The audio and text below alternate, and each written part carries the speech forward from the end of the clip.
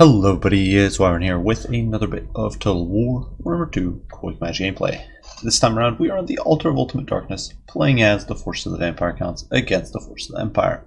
And, well, for this build, I wanted to try something that was kind of in line with what I conventionally run, lots of cavalry, some Vargulfs, but spice things up in the Lord department with a Strigoi Vampire Lord. So that's really the main gimmick we're rocking with here. So going over the composition, front line, dirt cheap stuff as always. A little cheaper than usual because we did have to bring a Strigoi Vampire Lord and he's kind of expensive on the Terror guys, especially with how many spells I brought. But 3 Skeleton Spears and the Stearnsmen making up the center here. Normally I do try to get a Graveguard or 2 in there as well, but just wasn't able to afford it with the whole rest of this army, which is very mobile and very expensive. Strigoi Vampire Lord is up in the sky now. This bad boy, I actually brought 4 different spells on him, which might have been a bit overkill. Or sorry, 3 spells. We did scrap Spirit Leech, but brought Command of the Unliving for that Crypt Ghoul summon. Might seem a little wonky against the Empire, but one of the things I want to try is potentially overcasting and getting Crypt Horrors, or otherwise dropping some Crypt Ghouls on squishy Empire backlines. We also do have Gaze Nagash, nuke enemy casters, or perhaps enemy lords. It's a decent enough magic missile spell, can do a lot of damage to single entities. And then Invocation Attack, of course, for those heals. We also do a Death Shriek on our Geist. He's got the Ghoul King of Usharan, which helps him heal a whole bunch if needed. We've got Claws of Murkane for that self-buff. Extra 50% damage really does add up when you've got a baseline 295. It's an extra 150 damage almost, so definitely does add on. Opal Amulet, just to resist enemy missile fire or to resist in duels against, say, Karl Franz or Boris, who you will often see in this matchup. And then Power Stone, of course, for the extra winds of magic. Alongside him, Necromancer on a horse. He's simply got his abilities. He's got his Master of the Dead, which gives him an AoE heal for all nearby troops. He also does have Crystal Death, once again, which will be proccing whenever he casts Raise Dead. I didn't want that generic zombie summon, as well as the ghouls, just to have a few more summons. And of course, a Forbidden Rod. This guy's kind of a battery for winds of magic. For our cap contingent, it is a blob of Dire Pack, Blood Knights, and Vargulf on one end. This is a very powerful anti-large contingent, and that was a pretty good counter to most Empire Skirmish Cav except Pistoliers, because they can catch all of them, even Pistoliers in fact, but that's one where you're going to take a little bit of damage going in, and it's going to take you a while to catch them, so you don't want that. But Dire Pack, very good against Outriders, and quite a threat to big stuff like Demigryphs. They can saturate those sorts of fights against Demigryphs or Reiksguard, that sort of thing, and do a lot of damage. On the other end, we're going a little lighter, some Blood Knights as well as normal Direwolves over there. Nothing too fancy, but looking to apply some even pressure to my opponent's line. My opponent has brought a bit of a, I don't want to say memey, but definitely a bit of an interesting build here. For his Lord, he is rocking Karl Franz, and Karl Franz is not actually bringing Reikland Runefang. He's just bringing in the Galmaraz. He's also got Foe Seeker. We'll stand your ground and hold the line. So going in for a very offensive build, looking to crump me good. He's got, of course, Jade Wizard support here with Earthblood, Regrowth, and Life Bloom. And then an Amber Wizard. And the Amber Wizard does have Flock of Doom to melt blobs. He also does have the Transformation of Kadon, of course, to get that sweet, sweet Manticore summon and harass maybe the Necromancer, the Strigoi, or even Blood Knights and Vargulf will suffer under that pressure. Frontline is a combination of Flagellants as well as some Sigmar Sons, so very, very difficult to break front line. Backed by a handful of Empire Spears. These guys do have a few chevrons in them. Silver Bullets for some missile pressure, and then a mix of Reiksguard and Empire Knights out on the flank. So that's a very, very weak cavalry contingent compared to what we usually see. But the reason for that, as far as I've been able to discern, is these Outrider grenade launchers. It gives you more width and more holding power. And in the meantime, Silver Bullets can really pressure those elites, and Outriders can just mulch anything with multi-entities. They'll even mulch Blood Knights, and so you gotta be careful. So closing the gap here, you can see I decided to try to overload one flank because I really didn't want to take an engagement along the length of the line. It would make it very difficult to compromise those Outriders. So I was looking to get in from the flank and quickly knock out 1 or 2 of those unbreakable units, just murderize them completely, and then push through, rather than having to fight all of the unbreakable units in a sort of spread out fashion. So as you can see here, the Blood Knights and Dire Pack are sort of looking for their opening. My opponent does flex his spears here to counteract that push. You actually get a spot there on the Silver Bullets with our Strigoi Ghoul King, who's floating around here, doing some spotting. Takes a few shots there, but of course with the regen, he's got both regen and hunger, in fact. So in melee, he heals a lot, but of course the regen is going to be rather valuable there. It just lets him shrug that smidgen of damage off rather easily. And in the meantime, we are going to keep pivoting towards the flank. You can see my infantry here trying to evade harassment. The Outriders, of course, flexing forward. My opponent knows that the infantry is very, very vulnerable to the Outrider pressure. And so you can see we're actually going to converge in with our wolves, trying to zone them off. But my opponent does get a few explosives in there. And you can see already the damage racking up. Skeleton Spears here. Less than a single volley, and these guys have already lost about 800 HP, so really some brutal stuff there. Very unpleasant. In the meantime, Blood Knights here got a meaty charge on the Flagellants and knocked him down by a good 1,500 or so HP. And with a little cycle charging here, we're actually able to pincer them between 2 Blood Knights. Get a beautiful charge here on those rows of state troops, sending them flying, and are going to start the grind. And you can see they're not really holding up very well. The Blood Knights, of course, do quite a bit of damage. Carl in there, up in the skies.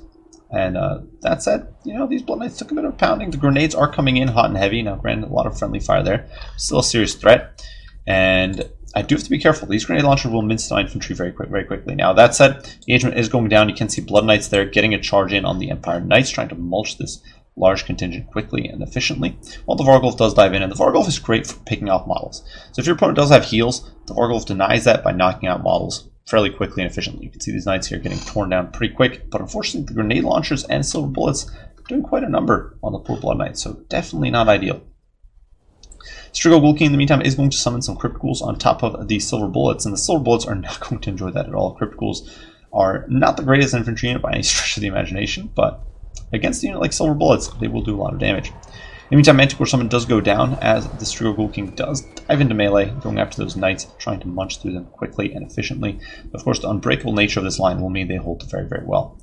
Dire Pack in the meantime helping the wrap around with the Blood Knights, doing some damage over here.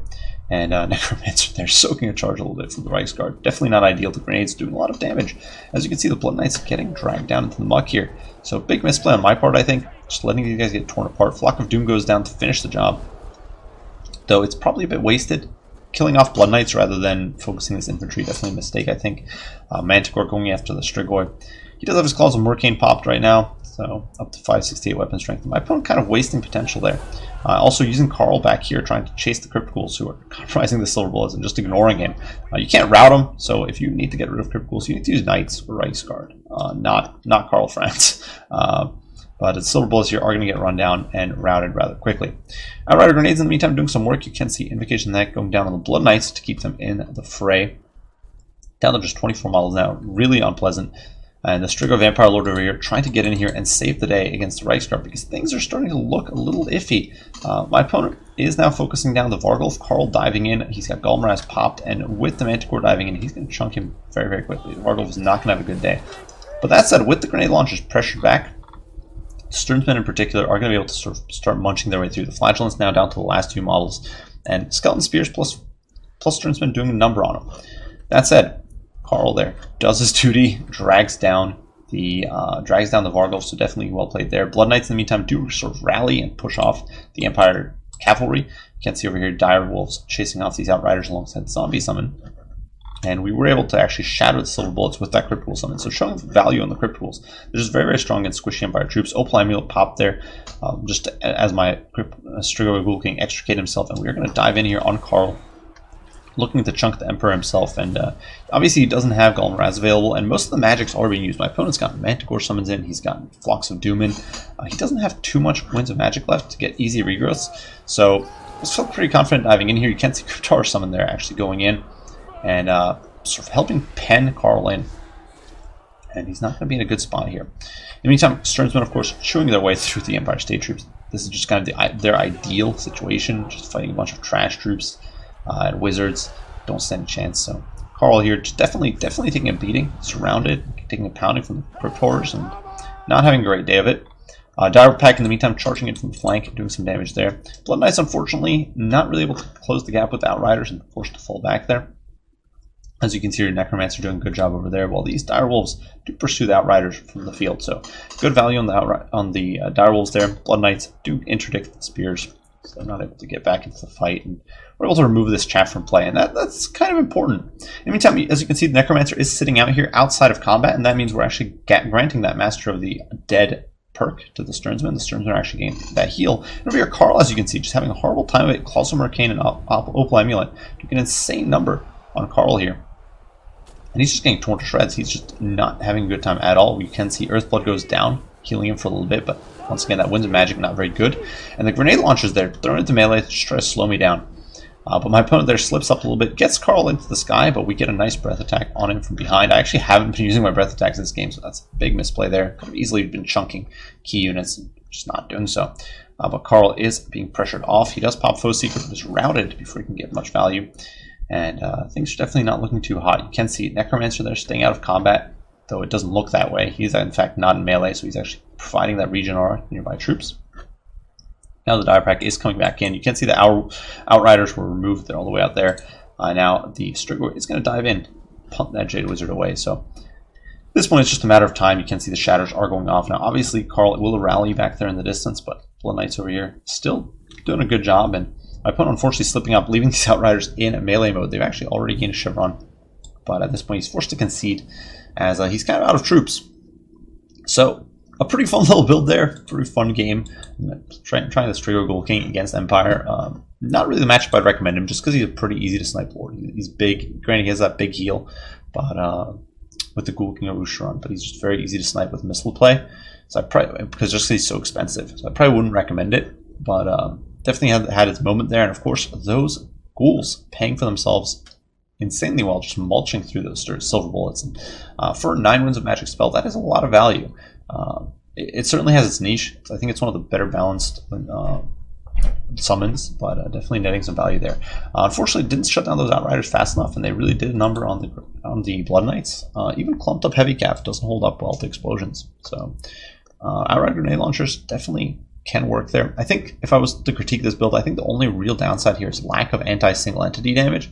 Obviously, Carl and the Manticore chunked that Vargle fast, but if you saw, and I get that Terrorgeists are a very rare choice from Vampire Council to Empire, but if you did see that, this build would probably struggle with it a bit, because you only really have Carl, and we actually saw that with Strigoi, who was very difficult for my opponent to shut down. He didn't really have the tools once the silver bullets were gone to actually punish the Vampire Lord. So, because Carl, while a good duelist, is going to struggle in that sort of fight. So I think that is a little bit of a downside there to this build, but otherwise, pretty neat stuff. Clever use of the Unbreakable front line and grenades. And interesting choice of Reiksguard and Knights, which you don't usually see. Or you might see Knights to clean up chaff, but yeah, the Reiksguard especially you don't see. So interesting decision to run that holding cap. But good game there. Well played to Elder Prudian here. Hopefully you guys did enjoy the video. As usual, leave your thoughts, opinions, comments, and critiques down below. I'll do my best to respond as soon as I can. I do thank you all for watching, and we'll see you all in the next one. Bye for now.